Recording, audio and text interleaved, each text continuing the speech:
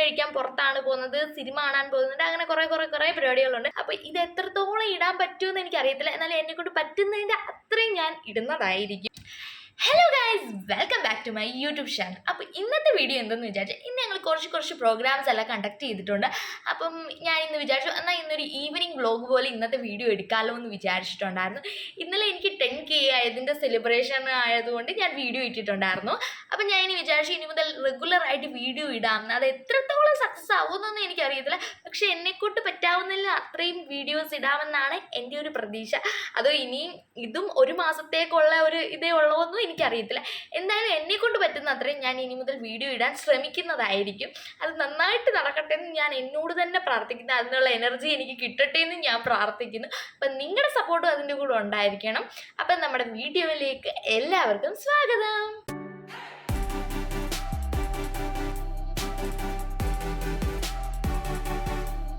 ഇപ്പം സമയം ഏകദേശം ഒരു 5 മണി കഴിഞ്ഞ് കാണും. ഇനി എനിക്ക് 2-3 പരിപാടികളുണ്ട്. ഇവിടെ വീട് വൃത്തിയാക്കണം, മേളിൽ പോയി തുണി എടുത്തിട്ട് വരണം, അങ്ങനെ കുറേ പരിപാടികളുണ്ട്. അപ്പോൾ ഇതെല്ലാം കൂടി ഇൻക്ലൂഡ് ചെയ്ത് കാണിക്കാൻ പറ്റുമെന്ന് എനിക്കറിയത്തില്ല. എന്നാലും എന്നെക്കൊണ്ട് പറ്റുന്ന രീതിയിൽ ഇതെല്ലാം ഞാനൊന്ന് ഇൻക്ലൂഡ് ചെയ്ത് കാണിക്കുന്നതായിരിക്കും. അത് മാത്രമല്ല, ഇന്ന് നമ്മൾ ഫുഡ് കഴിക്കാൻ പുറത്താണ് പോകുന്നത്, സിനിമ കാണാൻ പോകുന്നുണ്ട്, അങ്ങനെ കുറേ പരിപാടികളുണ്ട്. ഈ വീഡിയോയുടെ ലെങ്ത് ഏറ്റവും കുറച്ച് തന്നെയായിരിക്കും ഞാൻ ഇടുന്നത്. എനിക്ക് ഒരുപാട് വലിയ ലെങ്ത്തുള്ള വീഡിയോ ഇടണം എന്ന് ഭയങ്കര ആഗ്രഹം, പക്ഷേ അതെന്നെക്കൊണ്ട് ഒരിക്കലും നടക്കുന്ന കാര്യമല്ല. ഞാൻ ഒരുപാട് എടുത്താലും ഞാൻ എഡിറ്റ് ചെയ്യുന്ന സമയത്ത് അതെല്ലാം കട്ട് ചെയ്ത് എല്ലാം കളയുന്നതായിരിക്കും.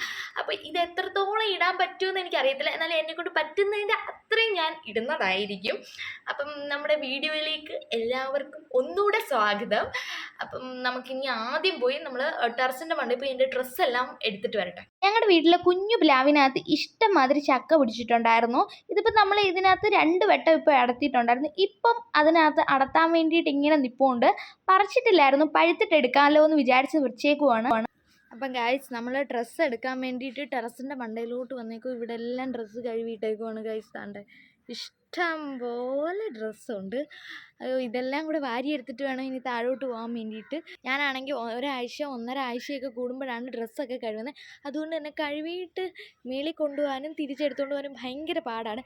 എപ്പോഴും വിചാരിക്കും ദിവസേനയുള്ള ഡ്രസ്സ് കഴുകണമെന്ന്, പക്ഷേ ഇന്ന് വരെ നടന്നിട്ടില്ലാത്ത ഒരു കാര്യമാണ്. പിന്നെ മടി എൻ്റെ കൂടപ്പുറപ്പായതുകൊണ്ട് അതൊട്ടും എന്നെക്കൊണ്ട് സാധിച്ചിട്ടുമില്ല. എന്തായാലും ഞാൻ ഈ ഡ്രസ്സെല്ലാം താഴെ വാരിക്കൊണ്ട് പോയിട്ട് കാണാം. ഓക്കെ, ഞാൻ ഡ്രസ്സെല്ലാം കൂടെ താഴോട്ട് കൊണ്ടുപോകുന്ന ഒരു കുഞ്ഞു ടെക്നിക്കായിരിക്കും. കേൾക്കുന്നവർക്ക് ചിരി വരുമെങ്കിലും എനിക്കിത് ഭയങ്കര എളുപ്പമാണ്. ആർക്കെങ്കിലും ഉപകാരപ്പെടട്ടെ എന്ന് വിചാരിച്ചാണ് ഞാൻ പറയുന്നത്. ആദ്യം ഞാനൊരു ഷീറ്റ് ഇതുപോലെ ഇട്ടിട്ട് അതിൻ്റെ മുകളിലോട്ടാണ് എല്ലാ തുണികളും വാരിയിടുന്നത്. അന്ന് എനിക്ക് ബെഡ്ഷീറ്റ് കഴുകാൻ കാണുമായിരിക്കും. ആ ബെഡ്ഷീറ്റ് ഞാൻ എടുത്തിട്ടിട്ട് ഇതുപോലെ എടുത്തിട്ട് പോകും. ഇല്ലെങ്കിൽ ഞാൻ 2-3 വട്ടം ഇങ്ങനെ തുണിയും വിറക്കാൻ വേണ്ടി വരേണ്ടി വരും. ഇതാകുമ്പോൾ എളുപ്പമാണ്. ഈ ബെഡ്ഷീറ്റ് ആണെങ്കിൽ ഞാൻ ഫ്ലിപ്കാർട്ടിൽ നിന്ന് മേടിച്ചതാണ്. കുഞ്ഞമ്മേനെ കണ്ട് മേടിച്ചിട്ടുള്ളതായിരുന്നു. അതുകൊണ്ട് ഇതുപോലെ എടുത്തുകൊണ്ട് പോകുമ്പോൾ എനിക്ക് ഒരുപാട് വെയിറ്റ് ഒന്നും തോന്നിക്കത്തില്ല. പിന്നെ ഞങ്ങൾ ടെറസിൻ്റെ മണ്ടയിൽ ഇഷ്ടംപോലെ കറ്റാർവാഴയുണ്ട്. ഇവിടെയൊക്കെ ക്ലീൻ ചെയ്തിട്ട് കുറേ നാളായിട്ടുണ്ടായിരുന്നു. ഇഷ്ടംപോലെ കറ്റാർവാഴയൊക്കെ ഉണ്ടായിരുന്നു. അമ്മയുള്ളപ്പോൾ എന്നും ഇത് വെള്ളമൊക്കെ ഒഴിച്ചു കൊടുക്കുമായിരുന്നു. ഞാൻ ഉള്ളപ്പോൾ ഞാൻ ചെറുതായിട്ട് വെള്ളമൊക്കെ ഒഴിച്ചു കൊടുക്കും. ഇപ്പം നല്ല മഴ ആയതുകൊണ്ട് തന്നെ ഒഴിക്കേണ്ട ആവശ്യം വന്നിട്ടില്ലായിരുന്നു. പിന്നെ ഞാൻ ഡ്രസ്സെല്ലാം കൂടെ അവിടെ കൊണ്ടുവന്നിട്ടിട്ട് പിന്നെ വീടെല്ലാം വൃത്തിയാക്കാമല്ലോ എന്ന് വിചാരിച്ചു. അങ്ങനെ ഞാൻ സിറ്റ് ഔട്ടാണ് തൂക്കുന്നത്. ആദ്യം അവിടുത്തെ ചവിട്ടിയൊക്കെ എടുത്തതിന് ശേഷം അവിടെ തന്നെ അങ്ങ് കുടഞ്ഞിടും, പുറത്തോട്ടൊന്നും കൊണ്ടുപോകത്തില്ല. അതെല്ലാം ഇച്ചിരി മടിയുള്ള കേസ് ആയതുകൊണ്ട് തന്നെ അവിടെ തന്നെ ഞാൻ കൊണ്ടുവന്നിട്ടും. അത്യാവശ്യം നല്ല പൊടി കാണും ഫ്രണ്ടിലത്തേന്. കാര്യം ഞാൻ അകത്തിരിക്കുമ്പോഴേ ഇവിടെ പട്ടികളൊക്കെ വന്ന് കിടക്കാറുണ്ട്. അതുമാത്രമല്ല, ഇവിടെ ഏറ്റവും കൂടുതൽ നല്ലതായിട്ട് പൊടി വന്നാലും അറിയാൻ പറ്റും. ഈ വെള്ള ടൈലായതുകൊണ്ട് തന്നെ ഒരിച്ചിരി പൊടി ഉണ്ടെങ്കിൽ തന്നെ അറിയാൻ പറ്റുമായിരുന്നു. ഇനി അവിടെ തുടച്ചാലേ മാറത്തുള്ളൂ. ആ കറുത്ത ടൈലിലൊക്കെ ആണെങ്കിൽ നന്നായിട്ട് അറിയാമായിരുന്നു. അതിൻ്റെ ഇടയ്ക്ക് കൂടെ ഞാൻ അവിടെ നിന്നൊരു ശബ്ദം കേട്ടു. ചേച്ചിയാണെങ്കിൽ അവിടെ വന്ന് നിന്ന് എൻ്റെ അടുത്ത് വാചകം അടിക്കുമായിരുന്നു, നീ വീഡിയോ എടുക്കാൻ വേണ്ടി എലിയെ തൂക്കുന്നതെന്ന്. അല്ല ഗൈസ്, ഞാൻ എന്നും തൂക്കാറുണ്ട്, പക്ഷേ ഇവരാരും കാണാറില്ലെന്നേ ഉള്ളൂ. പക്ഷേ ഞാൻ എന്നും തൂക്കാറുണ്ട്. ഇതിൻ്റെ ഇടയിൽ വന്ന് കമൻറ്റ് ഇടത്തില്ലെന്ന് ഞാൻ പ്രതീക്ഷിക്കുന്നു. ചേച്ചി അവിടെ എല്ലാം ഞാൻ തൂത്ത് വൃത്തിയാക്കിക്കൊണ്ട് ഞാൻ ചേച്ചിയെടുത്ത് വർത്താനം പറഞ്ഞുകൊണ്ടാണ് തൂക്കുന്നത്. ചേച്ചി അവിടെ സൈഡിൽ നിൽപ്പുണ്ടായിരുന്നു. അങ്ങനെ ഞങ്ങൾ അവിടെ നിന്ന് കുറേ നേരം കൊട്ടേഷൻ അടിച്ചതിന് ശേഷം പിന്നെ ഞങ്ങൾ പ്രവീൺ പ്രണവിൻ്റെ യൂട്യൂബ് ചാനലിലുള്ളവരുടെ കഥ പറച്ചിലായിപ്പോയി. അവരുടെ പുതിയ വീഡിയോ ഇറങ്ങി അതിനെ പറ്റിയിട്ടുള്ള ഓരോ കാര്യങ്ങളായി. അത് കഴിഞ്ഞിട്ട് എനിക്ക് അകത്ത് തൂക്കണമല്ലോ എന്ന് വിചാരിച്ച് ഞാൻ അകത്ത് കയറി വന്നപ്പോൾ ചേച്ചി അവിടെ നിൽപ്പുണ്ടായിരുന്നു. അങ്ങനെ ഞങ്ങൾ രണ്ടുപേരും കൂടെ പ്രവീൺ പ്രണവിൻ്റെ ഓരോരോ കഥകൾ പറയുമായിരുന്നു. അവരുടെ പേഴ്സണൽ കാര്യമൊന്നുമല്ല നമ്മൾ പറയുന്നത്. നമുക്കിപ്പോൾ യൂട്യൂബ് ചാനലല്ല യൂട്യൂബേ തുറക്കാൻ പറ്റുന്നില്ല.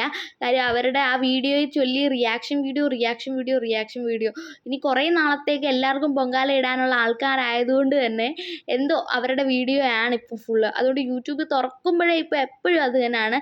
നമ്മൾ തന്നെ ഇപ്പോൾ അങ്ങനെ പറയുന്നു, ഇങ്ങനെ പറയുന്നു. അപ്പോൾ എത്രയോ പേരായിരിക്കും അവരുടെ കാര്യം ഇങ്ങനെ പറയുന്നതെന്ന് ഞങ്ങൾ അവിടെ ഇരുന്ന് പറയുമായിരുന്നു. പിന്നെ അവിടെ എല്ലാം എനിക്ക് തൂത്ത് വൃത്തിയാക്കാനൊക്കെ ഇഷ്ടം പോലെ ഉണ്ടായിരുന്നു. ജോലിയും അതിലുപരി ഒരുപാടുണ്ടായിരുന്നു.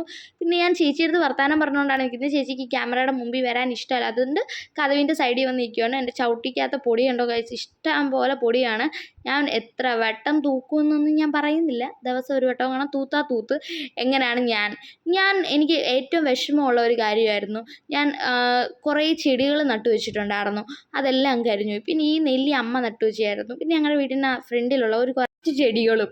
അപ്പം ഞാനാണെങ്കിൽ ഇതാണ്ട് ചായയൊക്കെ ഇട്ടിട്ട് വന്നതാണ്ട് ഇവിടെ ഇരിക്കുവാണ്. ചായയൊക്കെ കുടിക്കാൻ വേണ്ടിയിട്ട് കണ്ടോ, ചായയും ബിസ്ക്കറ്റും ഒക്കെ കഴിക്കാൻ വേണ്ടിയിട്ട്. ബിസ്ക്കറ്റ് ഇതുവരെ പൊട്ടിച്ചിട്ടില്ല, എടുത്ത് വെച്ചേക്കുവാണ്. കഴിക്കണം എന്നൊക്കെ ആഗ്രഹമുണ്ട്. ഇങ്ങനെ ഇരിക്കുവാണ്. ഞാൻ ചായ ഇടുന്ന വീഡിയോ ഒക്കെ എടുക്കാമെന്ന് വിചാരിച്ചു. പക്ഷേ എന്ത് ചെയ്യാനാ, കറണ്ട് ഇല്ലായിരുന്നു. ഞാൻ ഇപ്പം ദാണ്ട് ഇവിടെ വന്ന് ഇരുന്നപ്പോഴാണ് കറണ്ട് വന്നത്. എന്താ എനിക്കൊരു ഭാഗ്യം എന്ന് കണ്ടില്ലേ. ഇനിയിപ്പം ഇത്രയും ചായ കുടിക്കണം. അപ്പം നിങ്ങൾ വിചാരിക്കുമോ ഇത്രയും ചായ ആരെങ്കിലും കഷ്ടപ്പെട്ട് കുടിപ്പിക്കുമെന്ന്? അല്ല, ഇഷ്ടപ്പെട്ട് കുടിക്കുമല്ലേ, ഇഷ്ടപ്പെട്ട് കുടിക്കുവാണ്. എനിക്ക് ഭയങ്കര ഇഷ്ടമാണ് ചായ. രാവിലെയും വൈകിട്ടും ഒക്കെ ഒരു കപ്പ് ചായ തന്നാലും ഞാൻ കുടിക്കും. എനിക്ക് ചായയോട് ഭയങ്കര ഇഷ്ടമാണ്. ചായ ദിവസവും കുടിച്ചിട്ടുള്ള ഒരു ദുശീലം എന്ന് വിചാരിച്ചാൽ ചായ കറക്റ്റ് സമയത്ത് കുടിച്ചില്ലെങ്കിൽ എനിക്ക് ഭയങ്കരമായിട്ട് തലവേദന ഉണ്ടാവും. എനിക്ക് മൈഗ്രെയിൻ്റെ അസുഖമുള്ളതുകൊണ്ട് കറക്റ്റ് സമയത്ത് ചായയൊക്കെ കുടിച്ചിട്ടില്ലെങ്കിൽ ഒരു വല്ലാത്ത അസ്വസ്ഥതയാണ്. അത് മാത്രമല്ല, ചായ കൃത്യമായിട്ട് കുടിക്കുന്നവർക്ക് കുടിക്കാതിരിക്കുമ്പോൾ തന്നെ അറിയത്തില്ല ആ ഒരു ഇറിറ്റേഷൻ. അതുകൊണ്ട് ഞാൻ ഈ ഒരു സമയമാകുമ്പോഴാണ് എന്നും കുടിക്കുന്നത്. ഇപ്പോൾ ഒരു 6 മണിയാവാറായി, അപ്പോഴാണ് ഞാൻ എന്നും ചായ കുടിക്കുന്നത്. അതുകൊണ്ട് തന്നെ ഈ സമയമാകുമ്പോഴത്തേന് എനിക്ക് ആരോ എൻ്റെ മനസ്സിൻ്റെ ഉള്ളിൽ നിന്ന് വിളിക്കുന്നത് പോലെ തോന്നും. അതുകൊണ്ട് എന്തായാലും ഞാൻ ചായ ഇട്ടിട്ട് ഞാൻ കുടിച്ചിട്ട് കാണാം. Okay guys. ചായയൊക്കെ കുടിച്ച് കുറച്ച് നേരം കഴിഞ്ഞപ്പോഴത്തേന് അഖിൽചേട്ടൻ എന്നെ വിളിച്ചു പറഞ്ഞിട്ടുണ്ട് സൂക്ഷ്മദർശിനി സിനിമ കാണാൻ പോകുന്നത്. അങ്ങനെ ഞങ്ങൾ എല്ലാവരും കൂടെ പോകാൻ വേണ്ടിയിട്ട് റെഡി ആയിട്ടിരിക്കുമായിരുന്നു. അഖിൽചേട്ടൻ വന്നിട്ടില്ലായിരുന്നു. ഞാൻ നേരത്തെ റെഡിയായി. ഇതായിരുന്നു എൻ്റെ ഔട്ട്ഫിറ്റ് എന്നൊക്കെ പറഞ്ഞ് ഞാൻ പോയിട്ട് വരാമെന്നൊക്കെ പറഞ്ഞ് ടാറ്റ പറഞ്ഞിട്ട് പിന്നെയും ഞാൻ എന്താ വന്നതെന്ന് വിചാരിച്ചാൽ എൻ്റെ അടുത്ത് അഖിൽചേട്ടൻ വന്നിട്ട് പറഞ്ഞു മുടി മര്യാദയ്ക്ക് കെട്ടിവെച്ചോളാം. അങ്ങനെ ഞാൻ മുടിയൊക്കെ കെട്ടിവെച്ചതിന് ശേഷം ഇങ്ങനെ ഇരിക്കുമായിരുന്നു. അഖിൽചേട്ടൻ ഷോക്സും ഒക്കെ ഇടുമായിരുന്നു. അപ്പോഴത്തേനും നന്ദോണനും മമ്മൂട്ടിയണ്ണനും ഒക്കെ വരാൻ ലേറ്റ് ആയതുകൊണ്ട് ഞാൻ അവിടെ ഇരുന്ന് നെറ്റ്ഫ്ലിക്സിൽ ഇരുന്ന് ഒരു സീരീസ് കാണുമായിരുന്നു. അടിപൊളിയായിരുന്നു. എനിക്ക് ഭയങ്കര ഇഷ്ടമായിരുന്നു. അതിൻ്റെ സെക്കൻഡ് സീസൺ ഇപ്പോൾ ഇറങ്ങിയിട്ടുണ്ടായിരുന്നു. അത് അവിടെ ഇരുന്ന് കാണുമായിരുന്നു. അപ്പം തന്നെ അഖിൽചേട്ടനും ഏതോ സിനിമ കാണുമായിരുന്നു. അവിടെ ഇരുന്ന് കടലയും തിന്നുകൊണ്ട് അഖിൽചേട്ടന് ഭയങ്കര ഇഷ്ടമാണ്. അന്നേരം അഖിൽചേട്ടൻ്റെ പൂച്ചക്കുട്ടികളെല്ലാം കതവിൻ്റെ അടുത്ത് വന്ന് ഇങ്ങനെ നോക്കുമായിരുന്നു. പിന്നെ അപ്പോഴത്തേനും നന്ദോണ്ണനൊക്കെ വന്നിട്ടുണ്ടായിരുന്നു. പിന്നെ പോകുന്ന വഴി മമ്മൂട്ടിയണ്ണനെയും ചെയ്തുകൊണ്ടാണ് നമ്മൾ പോയത്. നമ്മൾ ചെന്നപ്പോഴത്തേനും തിയേറ്ററിൽ അങ്ങ് നിറച്ച ആളായിരുന്നു. ഇഷ്ടം പോലെ ആൾക്കാരുണ്ടായിരുന്നു. ഇന്ന് അങ്ങോട്ട് ഇറങ്ങിയതേ ഉള്ളായിരുന്നു. നമ്മൾ കാണാൻ പോകുന്ന സിനിമയുടെ പേര് പറഞ്ഞില്ലല്ലോ, സൂക്ഷ്മദർശിനിയാണ് നമ്മൾ കാണാൻ പോയത്. നമ്മളാണ് ആദ്യമേ പോയി ടിക്കറ്റൊക്കെ മേടിച്ചിട്ടുണ്ടായിരുന്നു. നേരത്തെ എങ്ങാണ്ട് അഖിൽചേട്ടൻ വിളിച്ച് ബുക്ക് ചെയ്തതുകൊണ്ട് തന്നെ മുകളിൽ തന്നെ സീറ്റ് കിട്ടിയിട്ടുണ്ടായിരുന്നു. പിന്നെ ഒരു ചെമ്മട് പലഹാരമാണ് മേടിച്ചത്. ഞാൻ വിചാരിച്ച ആ കട ഫുള്ള് മേടിച്ചത്. ഇന്ന് നമ്മുടെ ചിലവായിരുന്നു. കാര്യം നമുക്ക് 10K ആയതുകൊണ്ട് അവർക്ക് നമ്മളാണ് ചിലവ് കൊടുത്തത്. അത് കഴിഞ്ഞിട്ടാണെങ്കിൽ പരസ്യത്തിനകത്ത് പുഷ്പ 2 ഇതൊക്കെ കണ്ടിട്ടുണ്ടായിരുന്നു. പിന്നെ ഇൻ്റർവെല്ലായി നന്ദോണം പോയി പോപ്കോൺ മേടിച്ചുകൊണ്ട് വന്നു. എത്ര എനിക്ക് പോപ്കോൺ ഇഷ്ടമല്ലെന്ന് പറഞ്ഞാൽ ഇവരെല്ലാം പോപ്കോണെ മേടിച്ചുകൊണ്ട് വരത്തോളായിരുന്നു. പിന്നെ സിനിമയൊക്കെ കണ്ട് നമ്മൾ പുറത്തിറങ്ങിയിട്ടുണ്ടായിരുന്നു. കിഡിലൻ സിനിമയായിരുന്നു. എനിക്ക് കണ്ടിട്ട് ഒരു ദൃശ്യം ഫീലൊക്കെ വന്നിട്ടുണ്ടായിരുന്നു. കാര്യം അതുപോലെ സസ്പെൻസ് ആയിരുന്നു. വീട്ടിൽ വന്നപ്പോഴത്തേനാണെങ്കിൽ ഞാൻ കുഴഞ്ഞ് പപ്പടമായിട്ടുണ്ടായിരുന്നു. ഉറക്കം വന്നിട്ടാണെങ്കിൽ വൈകിയും താനും. അയച്ചേട്ടൻ ഡ്രസ്സൊക്കെ മാറാൻ പോയി ഇപ്പം കട്ടിലിൽ കിടന്ന് അതുപോലെ ഞാൻ ഉറങ്ങുമായിരുന്നു. അത്രയ്ക്ക് മടിയായിരുന്നു. എന്തായാലും നിങ്ങൾക്ക് ഈ വീഡിയോ ഇഷ്ടപ്പെട്ടിട്ടുണ്ടെങ്കിൽ ലൈക്ക് ചെയ്യാനും കമൻറ്റ് ചെയ്യാനും മറക്കരുത്. അപ്പം ടാറ്റ ബൈ ബൈ, സീ യു.